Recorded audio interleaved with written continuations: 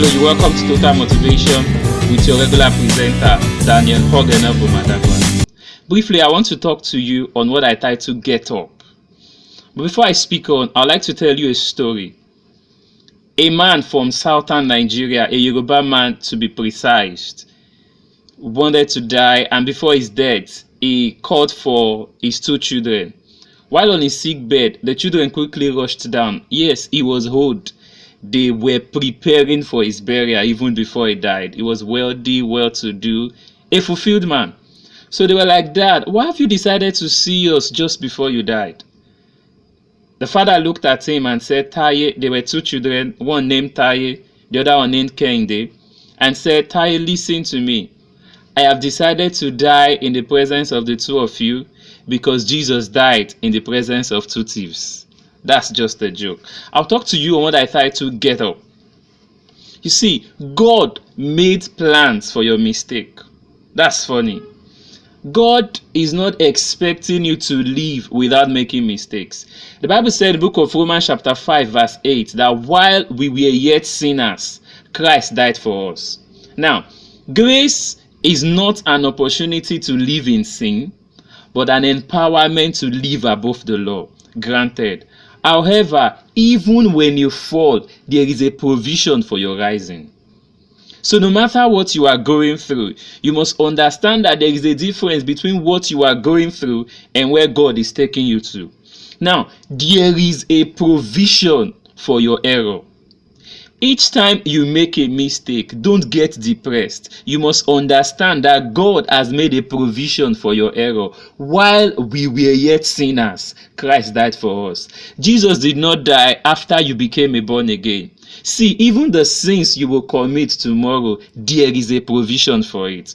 However, the Bible said in the book of Romans chapter 6, shall we continue in sin that grace may abound? No. Now, falling speaks of an opportunity to rise again. Two things can happen to you when you fall. You can decide to be buried, meaning all hope is gone, and you can decide to bounce back again. Now, when you fall, take it as an opportunity to be planted. The Bible says, except a corn of wheat falls to the ground and die. So when you fall, just know that you are planted, you are not buried. No matter what you are going through, there is a glorious future ahead of you. I've kept saying it that every one of us have got 3 seasons to live in life. The first season is yesterday, the second season is today, and the next is tomorrow. You cannot just afford to let go of the glorious future ahead of you due to the mistakes you make at the past.